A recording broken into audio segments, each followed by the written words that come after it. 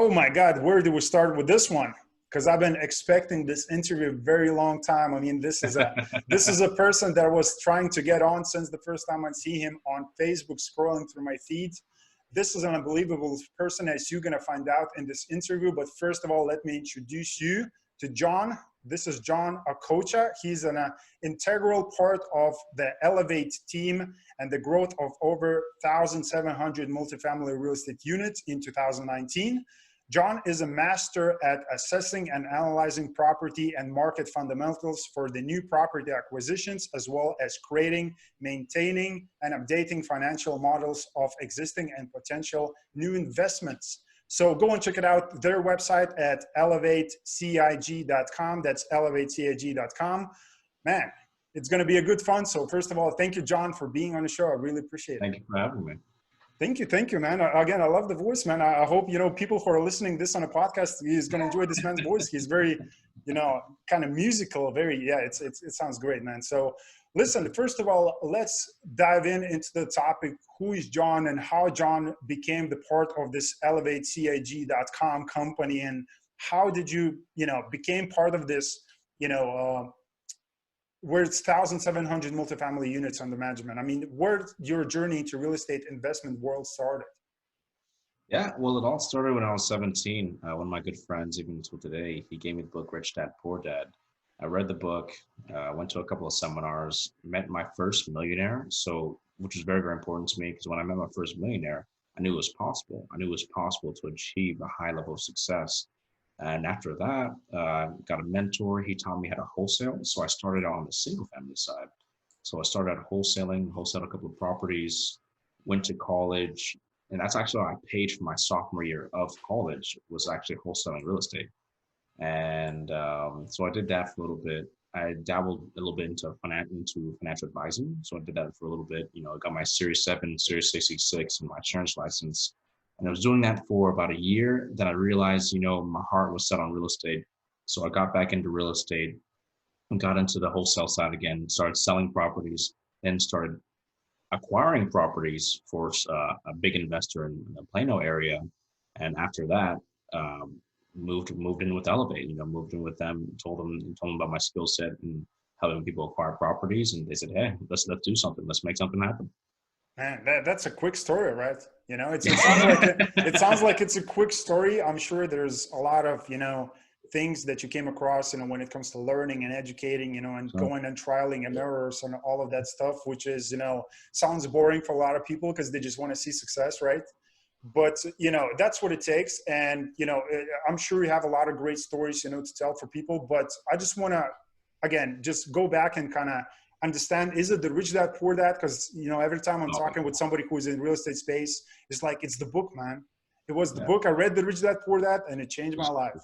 So was it that, or was it somebody was like from your family involved into real estate? And because again, Rich Dad Poor Dad, he talks about investing in the stock market and derivatives, like different investment vehicles. He talks about real estate as well. But how did you why did you lean towards real estate more instead of, other investment vehicles? Well, it's funny you mentioned that. I actually, so when I read Rich Dad Poor Dad, I did go to a real estate seminar. I actually not also went to a real estate seminar. I also tried to open my own options account, but I couldn't do it because I was 17. So I was trying to learn how to trade options. But I couldn't trade options because I couldn't open up an account. So thank you. Yeah. So I went to so I went to a couple of real estate seminars, and I was the youngest guy in the room, but everybody, so a lot of their people were very, very supportive. They were telling me about what they were doing, and I found a mentor that way. Actually, so I bought one of the 3 classes. There's like right after the seminar, of course, they have like a 3-day kind of class thing that you buy. So I bought that. I was the first one back there, by the way. First one back there. I bought it with my own money. I was working at like McDonald's at the time, and I bought it with my own money. And the first one back there, I bought it with my own money, and went to the 3-day class. Was taught a lot of different things, and gave me an action plan. And in the action plan, what I was doing is I was looking for buyers. So I started searching for buyers in that area. And one of the buyers that I searched for He was very, very intrigued. He was listening to my story. It's like, hey, and I asked him, hey, can I meet you sometime? So I met with him, and he taught me how to wholesale. And what we would do is I would find the house, and he would find the buyer, and we split it 50-50. So first of all, thank you, 17-year-old John, because you probably ended up some point in a Wall Street if you probably start selling the options, and probably a lot of people will hate you by now. They will be like, "Oh, John is in the Wall Street. You took my money." So but somebody's making money right now. Yeah. So, but it's awesome, man. That's what happens. Like in those short moments of life, like life changes drastically. Like you can register. Like it's very like powerful moment where you cannot register like for options account, and it's like, oh, I should go with real estate then. What else is there? So that's fun. So how did the wholesaling business work out for you? Yeah, so it worked out pretty well. Got into it. It was really, really easy when I got into it. There wasn't that many wholesalers, and then you could literally just, make some yellow letters. You send them out every 20 or 25th person would be a deal. So it worked out pretty well. I didn't focus on it as much since I was in college, and it was interesting because I remember riding in the car with my parents and telling them, hey, I don't want to go to college. And my mom, of course, she was like, I'm not going to have a kid who doesn't go to college, so you need to go to college. So always the moms, man. Just looking. Yeah, now that was it. After that, I had to go to college. Man. Yeah, there's no other way to go. When your mom says, listen, like, I'm not going to have a son who didn't finish the college, you have to go to college. There's no option. You have to do it, man. Okay, so you got like you went to college. We're not going to cover what did you learn in college, but what happened in that time? Like, what did you discover? Like, what did you do during that time when you're in college? Like, have you been like you wanted to invest in real estate, and what did you do after? Like, what did you pursue? Like a career in that, or like what happened? In the period. Yeah, so in college. There's quite a couple of things that happened. So interestingly enough, in like my sophomore year, I bought a course on wholesaling apartment buildings, and so I bought a course on that, and I didn't really know what I was doing, and the guy, I'm not gonna say. Well, the guy that was like kind of teaching the course, I don't know if he was kind of new to teaching or something like that. It wasn't very detailed, and it wasn't I remember going online. I remember going on a website, like a Section 8 website that listed apartments to rent. And I remember calling all the people on that website and asking them if they wanted to sell their apartment complex. And I remember calling, so I was cold calling just different apartment owners, because I think some of them had like the actual number of the actual owner on there. So I was cold calling apartment complexes, and I just remember there was one guy. He was just like, yeah, like I'm willing to sell, like and then I had no idea what I was doing. I remember asking him like, hey, like how do you? I remember asking like my mentor saying, hey, what do I ask this guy? It's okay, you ask this question, ask that question, and we were really, really close because we already had a buyer in place. Basically, we just needed the seller. Mm-hmm. And I learned one of the things I learned at that point is like always make sure you have like a contract in place as far as like the seller and everything. Yeah. We didn't have one in place. Shaking hands. Yeah, man. Shaking hands. Yeah, you can't just say, oh, do you want to buy it? And they say, yeah. Or do you want to sell? And they say, yes. And you think that's it. You gotta. Yeah, I got him.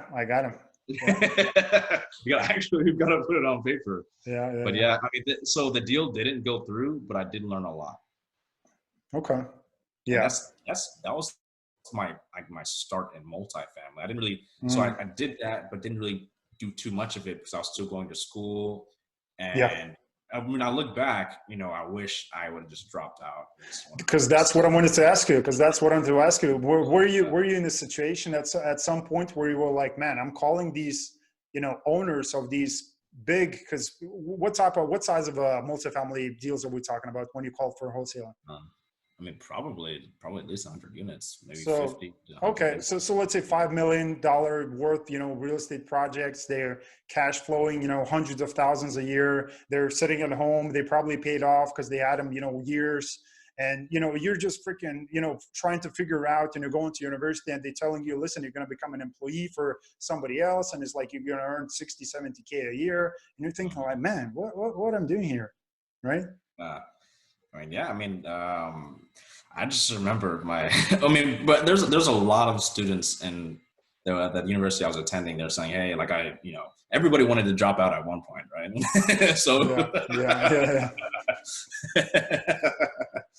but yeah, I mean, as far as like the entrepreneurial mindset, I never was really. I mean, I was good at school, but I was never much of a studier.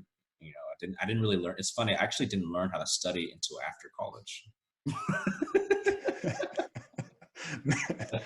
Man, so I don't know, man. The college is just like, look, I didn't finish the 9 grades even. Like, I never finished the middle school. Nice. Like, and I'm so proud of it. I'm like, every time people ask me, what did you finish the business degree or something? Because I have a business, and it's like, no, I never finished the high school, and I'm so proud. I'm like, look, I never finished, because it's nothing in there. Like, you don't even have to. Like, people hear the story, say, look, whatever the Bill Gates, the Facebook guy, the Zuckerberg, he, never finished the Apple, the Steve Jobs, he never finished, college or whatever, So again, it doesn't mean it has to be you, who's listening right now. And maybe you're in the college and you're thinking like, oh my God, Martinez and John is just pitching like I should quit college.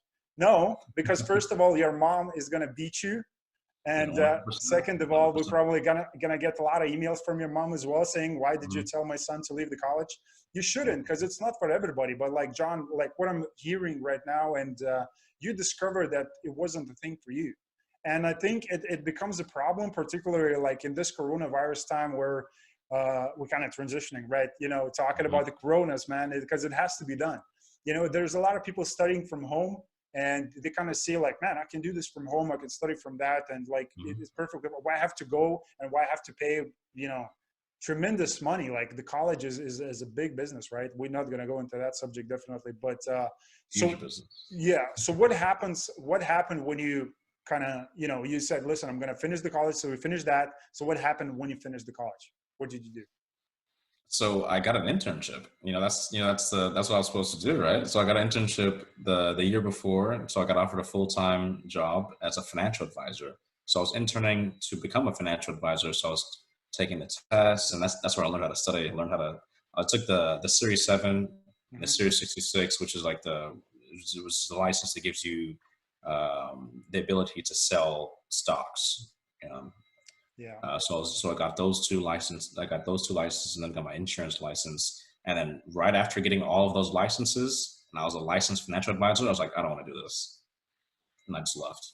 Why did you say that? Well, I remember we were in a really nice part of town. The office was located in a really nice part of town, and there was multiple businesses that were on our floor. And I like talking to people. I knew almost everybody on the floor. There are people that have been there for 5 years. They didn't know everybody on the floor. I knew everybody on the floor within like the first 6 months.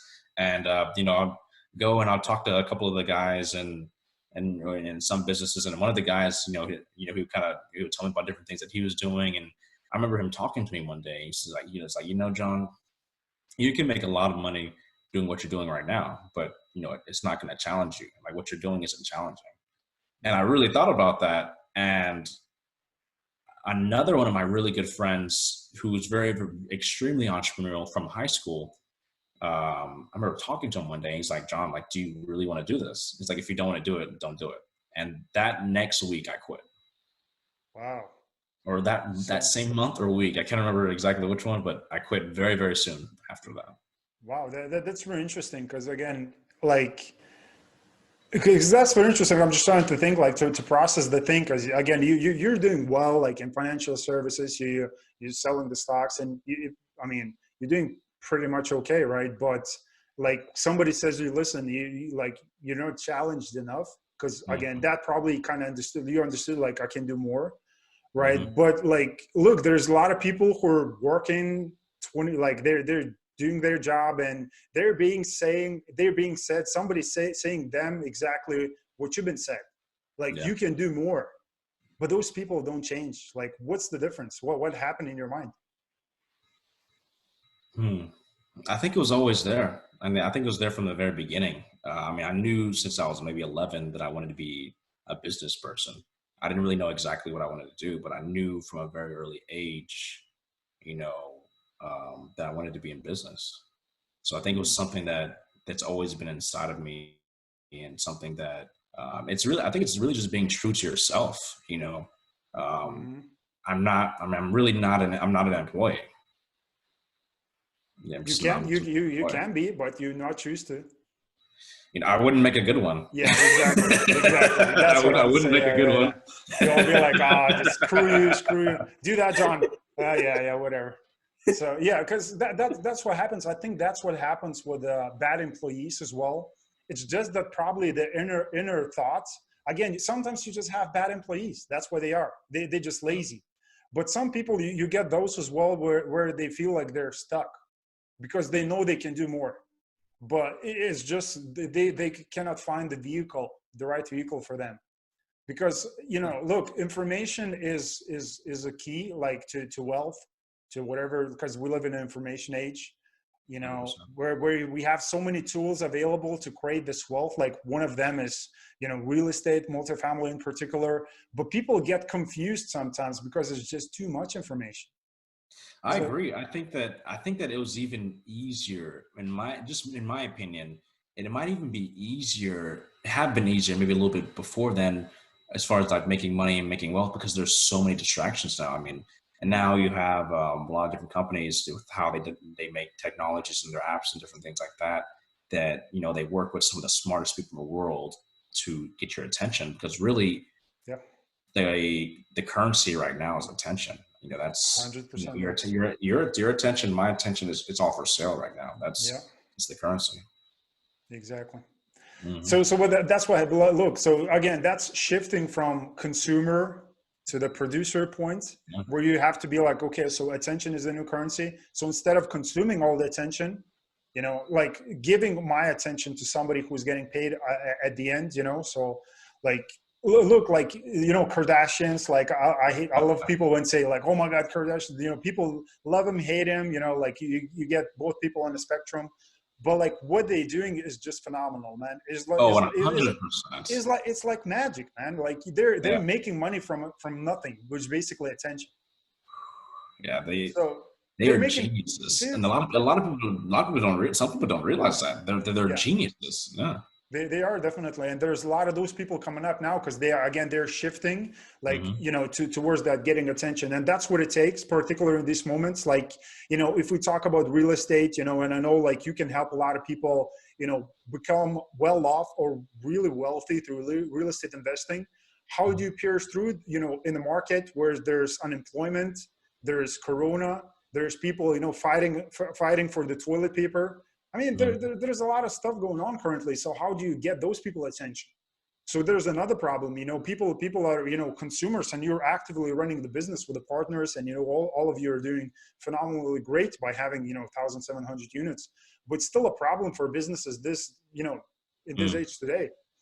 So talking about multifamily, like I definitely heard this name multiple times before. Like I'm fascinated with multifamily, and I already know the benefits. So probably I can talk for hours here just about that. Again, I'm not actively I'm actively or passively involved in the deals yet. So I will let you talk about benefits on that because you're the expert in this case. But if you just explain, I mean, going from wholesaling multifamily, and now being actively involved. Are you a GP on the deals, or what is your position? Yeah, On that's it? correct. Yes, I'm part of the general partnership. Yeah. Okay. So, like, how did you choose? First of all, how did you find in that process the Elevate CIG? How did you find the company? Because I know you mentioned you came across some of the people, the founder. So what was the transition in that business, and how did you find your place in that business? Yeah, so I think it's all about knowing your skill set and knowing, really what you bring to the table, and Yep. also matching your skill set with a need. At the time, they're looking for Mhm. someone who could help them expand their acquisition side. And, what I did for maybe 3 years before that, well, about maybe about 3 years before that was acquisitions. It was finding deals, hitting the pavement, building relationships. I love networking. I love talking to people. I see Uh, that. so, and yeah, so I wanted to be able. So that's one. I think those are some things that I brought to the table, and that's one of the things that they're looking for. And within the first 30 days, we had an LOI on over 400. We had two LOIs on over 400 units. Within the first 30 days. So Wow. we've done Yeah. pretty well. Because they already know, like, John is going to do whatever it takes. John was calling, you know, landlords, owners, when he was in a college and he was trying to close them. And John has the good I voice. actually don't think they know that. The funny thing is, I don't know if they know that. They know that story, but Oh, they might now. now they're going to find out. Sorry about that, but it's going to be public now. This So is yeah. So that's awesome. That's a good story, definitely. So so again, multifamily, because there's so many options over there available, and we as people, I'm a producer and a consumer, because the service that we provide, again, I have to consume some stuff to figure things out. Again, the trends, where we're going to move with things, and like the some of the consumerism has to be there. So when I look at the real estate, sorry, I consume a little bit information on a lot of different assets. Like there's you can get to the wholesaling, you can own the Airbnb, just rent apartments, you can buy hotels, even though there's a lot of people selling those right now. But multifamily, fix and flip, so why people should follow multifamily? Because again, I know the benefits, but why does it make better investment class instead of the rest of the investment classes out there? Yeah, so there's a really good investments out there. Multifamily in particular is probably one of the safest assets, if not the safest in the real estate. In multifamily, there are some banks that sometimes that are willing to give you 70 to maybe 60 to 70, really, or even up to 75% right now currently, uh, in debt for an asset, and it be non-recourse. That means if something were to happen and you weren't able to pay Mm-hmm. the loan, it actually won't come and hurt it won't hurt your credit personally. Mm-hmm. So that's something that you'll find in multifamily. And also in multifamily, everyone needs somewhere to live. When in this current situation, this current crisis, when it's going to come down to paying your car payment or paying your rent payment, you're going to pay your rent payment. you Unless you know want to live in a car. exactly, unless you want to Yeah. live in a car. And looking at the recession, most of the notes in multifamily didn't default. I think it was only maybe 1% default in Yep. 2008 during the height of the recession. So I mean, it's a very, very it's a very, very good asset. And typically during recessions and during times like this, we people really get to see just how good of an asset multifamily is. We're actually seeing rush of more investors, into different properties and into different assets, especially the C to B assets. So I Mm-hmm. mean, that's one of the reasons why. Yeah. Yeah. So again, because like what particular properties? Because again, you're working on the acquisitions point, so you kind of see the deals, and you know exactly what the deals are looking for. So what is your investment criteria? Like you mentioned, this C to B. So you're looking for value add properties mainly, right? Correct. And those, what type of markets are you looking to invest? So we look at primary and secondary markets, and sometimes tertiary markets, really depending on the population. Mm-hmm. So we aim for over 100,000 in the population, and we also look for job growth in the area as well. Really key market indicators that are going to let us know that we're going to expect a rental increase in that area. Mm-hmm. Any particular markets that you invest in? I mean, the states. Yeah, so we invest in the eastern part of the Sun Belt. Just basically, here's the map of the United States, and right along the eastern part of the Sun Belt, we pick up deals all over. Oh, okay. We'll look at Florida, Atlanta, all down there. Texas, or, Oklahoma, all of that. Yeah, yeah. Because there's a lot of like people talking about the baby boomers moving south, and like they're going to become renters. And I mean, United States in general, it's becoming a renters nation, right? 100%, Yeah, 100%. yeah. Because like I'm looking like we're renting. Like the flag is only mine. Like the TV's not mine. I'm Because sure there's like some other stuff in there that's yours too, yeah, just a few more things. But like, look, we're not looking to own stuff because people want the flexibility now. Because people start to understand like the materialistic things are kind of important still. Like people want to live the good life. They see stuff like on Instagram, like the jets and the Rolls Royces, the Lambos, all that fancy stuff, and maybe maybe it doesn't catch somebody's attention, but so people still want that, but people want the freedom.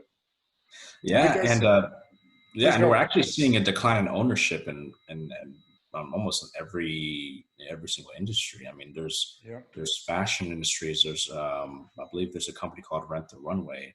I think they had over $100 million valuation, or they raised over $100 million. I can't remember the exact details of that, but it's literally, you can go and you can rent designer clothes, and maybe for a couple of hours to a couple of days, and you take a picture with the clothes and then you return them. So you get to rent designer clothes. So I mean, it's a trend. They say that millennials and the next generation before that, like, they don't want to own anything. Yeah.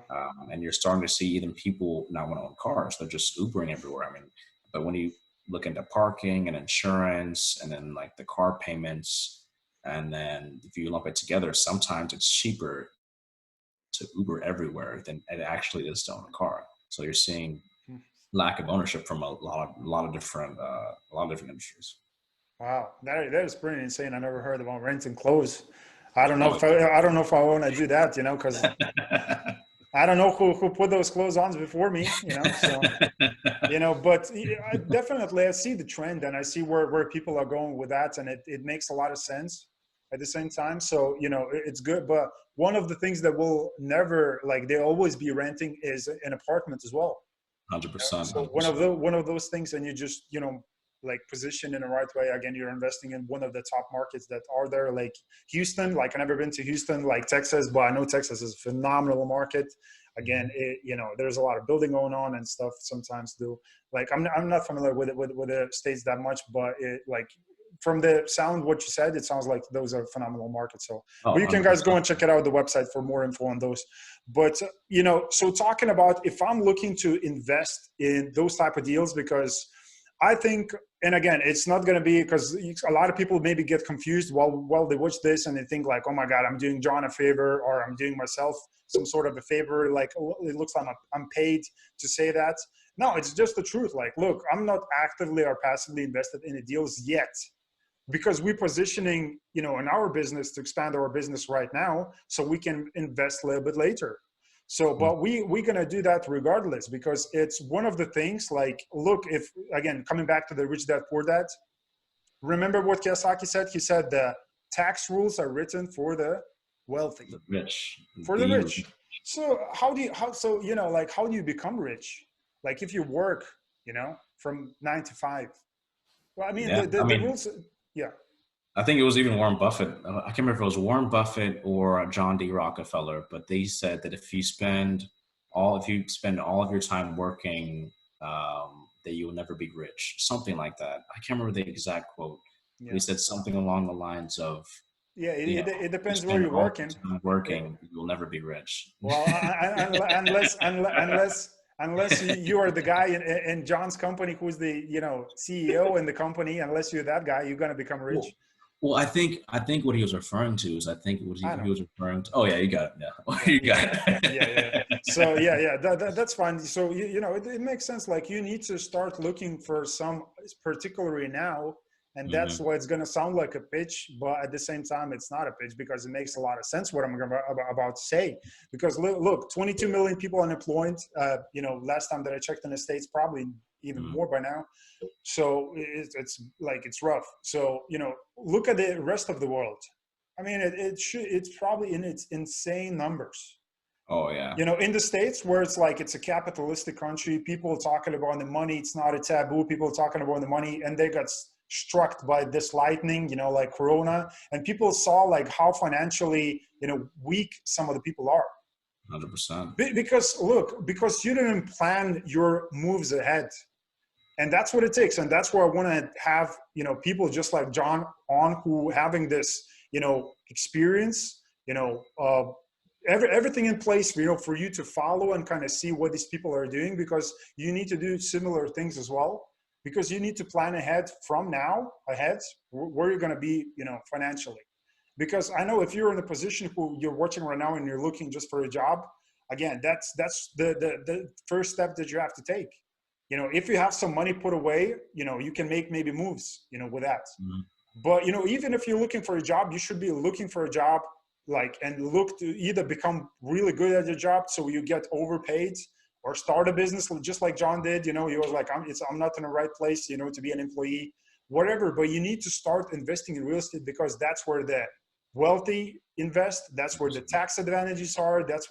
Can you talk because I know you need to talk with the attorney probably more about taxes, but can you just name a few things, like why is it good for the taxes, and how people become wealthy through taxes in real estate? Mm-hmm. Well, like you said, I'm not an attorney and I'm not a CPA, so this isn't tax advice or legal advice. Please consult your attorney or CPA for tax and legal advice. Yeah, we're gonna put a big sign where we said that. Yeah, I mean, in real estate, it offers a lot of different tax benefits, especially now with the laws that were passed by President Trump a couple of years back. We have the benefit of accelerated depreciation, where we can depreciate sometimes up to 100% of the 100% of the purchase price for and pass along the depreciation to our investors. So can you explain a little bit, kind of, for the people who are watching, what does it mean depreciate, and how people get paid through the depreciation as well? Mm-hmm. So with an asset, so when you buy an asset, there's a lifespan of the asset. So there's a lifespan of the building. So you're taking what's called a loss every single year because of the depreciation or the breakdown of that asset. And you can do what's called an accelerated depreciation, and it accelerates that benefit that you can accelerate the losses that are taken from that individual property, and have most of the losses apply most of the losses maybe in year one, or something like that. Okay.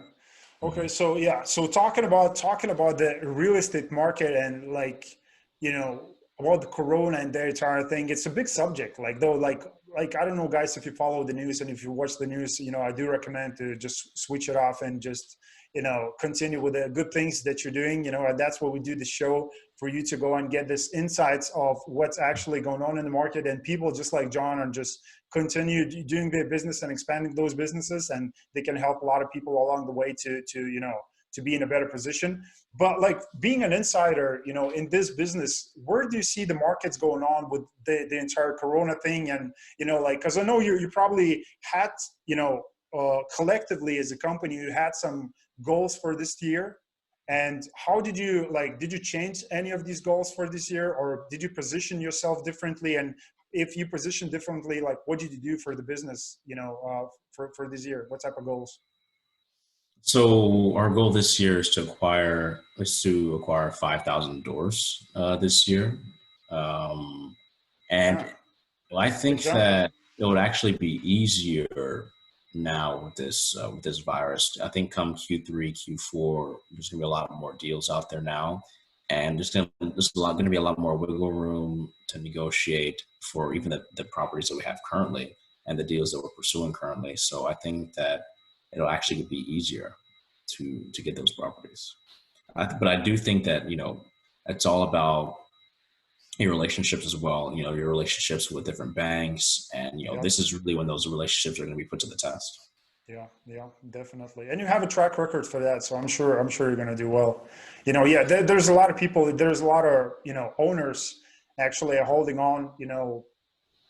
Currently, instead of selling the properties, because they know they cannot get a top dollar because again, the vacancies are maybe, the occupancies are low and such, but they're going to hold on to those probably for a while until they're going to start selling. Because again, there's going to be a lot of mismanaged properties. Oh, 100%. Because not everybody going and talking with the tenants and saying, hey, listen, let's solve these problems. And, because it's probably cheaper to have a conversation with a tenant and say, listen, if you're going to if you do just forbearance on the rents, just say, listen, we just split it, the payments, and just, you're going to you still have to pay the payments at some point, that Exactly. you are due. But at least to figure some things out instead of just kicking the tenant out, which first of all, it doesn't look great on your company. You're going to probably get some, nasty reviews on apartments.com after that happens. And, second is going to be, turnover costs. Like you have to fix the unit and you probably have to buy the appliances because either the person just freaking took them off and just banged them, on the streets just to show that you're an asshole or, or just something like that. And it's going to cost so much. So, but that's happening. That's the world that we in, right? And not a lot of people like managing properties in a good way. And, probably what do you think is that the smaller properties or the bigger properties could have these type of issues as well? Those type of issues. So I'm not really on the I'm not really on the management side. Yeah. But as far as, can you kind of repeat the question again? As far as is it do you think these type of issues can occur onto the big properties or small properties most of the time? Because again, small properties probably the landlord just manages and runs the entire property, or does those things happen? Like the big problems, or is it the best way to avoid problems is just going to big deals? Well, at the end of the day, it's all a people. It's a people business. So it really depends on the kind of management that you have in play. I'd say whether or not you have 50 units or 200 units, if you have bad management, you have bad management, and you're going to see the tenants react to that. Yeah, definitely. Yeah, makes sense. It's a kind of stupid question, right? But I just want to put it out there for people to understand. Look, these things do happen because now and the reason I'm talking about that because, and I mentioned, the landlords who managing the properties, because there's a lot of people just like you, probably having similar goals. Maybe not 5,000 units for this year, but maybe 50. And they're thinking, oh, now it's the time. I have some cash reserves on the side. Now I'm going to make my move. Now I'm going to go and buy, myself multifamily property. I'm going to manage myself. I'm going to run it myself. I'm going to keep the cost low, and that's going to be my thing. That's what's going to happen. These type of problems will arise. So, that's what I'm saying. It's always makes more sense to go in a deals bigger, passive. Yeah. Just for me, from my point of view, because again, at the same time, people saying, oh no, why you should go passive? You're not going to learn. Can you learn a lot about the business being a passive investor? Yes, and it really depends on the passive investor themselves as well. When you go in on the passive side, you call your GP, you can ask them different questions. And what I would do, I would actually sit down with the sponsor, the person that you plan on investing into with, and letting them know what your plans are, letting them know that what your intentions are. I think that's very, very important too. That making sure you're partnering with a sponsor that they're going to align with your same interests. It's extremely important. Yeah, exactly. And that's why I'm having these type of conversations. Before the interview, I said, listen, John, there will be no questions. I have no written questions. And it's going to be everything on the spot because I just want to have this conversation. I want to ask good questions. I want to ask stupid questions, just like the previous one that I asked. That was a great. No, that's a great question. That's a great question. Look, but I just want to have an honest conversation because that's the type of questions that I think most of the people, maybe they will ask a little bit different questions, but that's the type of questions I want to ask. And I think some people, they want to know those answers as well, because when people invest in the deals, and that's exactly what you said, people invest in people first. They don't invest in real estate, right? So you need to get comfortable with the people that you're investing first. And, people can make their own decisions just based on the interview today. Oh my God, I like John. I like his approach. I like that he hates college. I hate college too. Maybe you can relate on that level, or maybe you just like his voice, whatever, just go and invest in real estate in some way, because that's going to be the thing. Because now people are thinking about, oh my God, I should thought about, additional source of income. But now it's too late, because now we're in this problem, which who knows how long is this going to last. And I really like what you just said. Just taking action. Taking action is very, very important. And one of the things that you realize when when you're starting your own business, or when you're going into business and doing different things, is that taking action is really the first step. That you can actually pivot, as you're taking the action. So, if you notice that you're going in the wrong direction, if you notice that you're running in the wrong direction, you could always turn. You could always turn and towards your goal. I think that just taking the action is just typically the hardest step. So I think that step, just do it. Even if it's just, just jump. Even if you are, kind of wondering like, oh, am I going the right direction? Most of the time when you jump, you have that maybe a heightened sense of awareness to, turn, say, hey, I need to go in this direction. Exactly. But look, like you can either jump, which is could be non-calculated thing. Yeah. Like you didn't calculate it. You don't know what you're doing. You just, I don't know what's in the bottom. Like I'm hitting the water. I don't know if there's rocks, there's like, is this glass, or like what's going on? Maybe you should calculate it a little bit. Like 100%, very, very important. You definitely should jump into things, because people operate in two ways. I mentioned that yesterday, and maybe, some people heard that, but I said, like, people operate in two ways. They either get pulled by the big goals, they get so excited, they want to move, forward to something, or they just sit around and wait until the big problems will start moving them, forward. And people just chose to sit around until, they get like problems become so big. Some of those become just paralyzed. They like, I don't want to move. I just want to go away, So, yeah. I mean, that's a scary position to be in. It's a scary position. So that's what we're having this, I also think that it's possible to use that to your advantage. You could use regret to your advantage. You could say something like, that's what Jeff Bezos does. Jeff Bezos, he uses regret to his advantage. He asks himself, if I was 80 years old right now on like my deathbed, what do I wish I would have done? That's how he makes his decisions. Yeah, that's how he makes his decisions. And that's when he made his decision to go for Amazon. That's what he asked himself. Yeah, and he's a Wall Street guy, so he makes a lot of calculated decisions. Worked for a hedge fund. Yeah. He's a cool dude.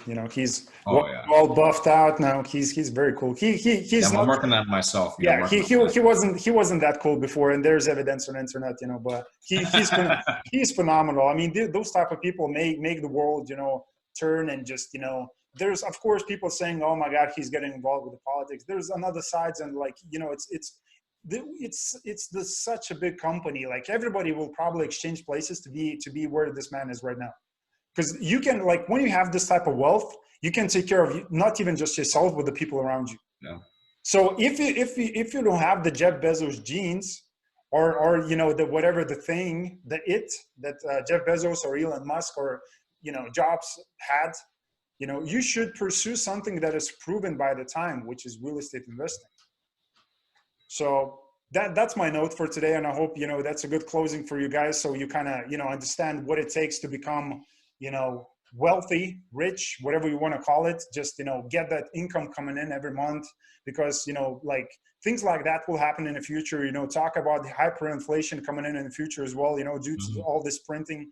I mean, you need to protect somehow, not just yourself, but your family, your close ones. You need to have this abundance, but you need the right vehicle. And I'm sure John has one of those vehicles. So make sure that you go and check it out. John's links down below. I'm going to include all the social media as much as we can find, and John as much as he can provide.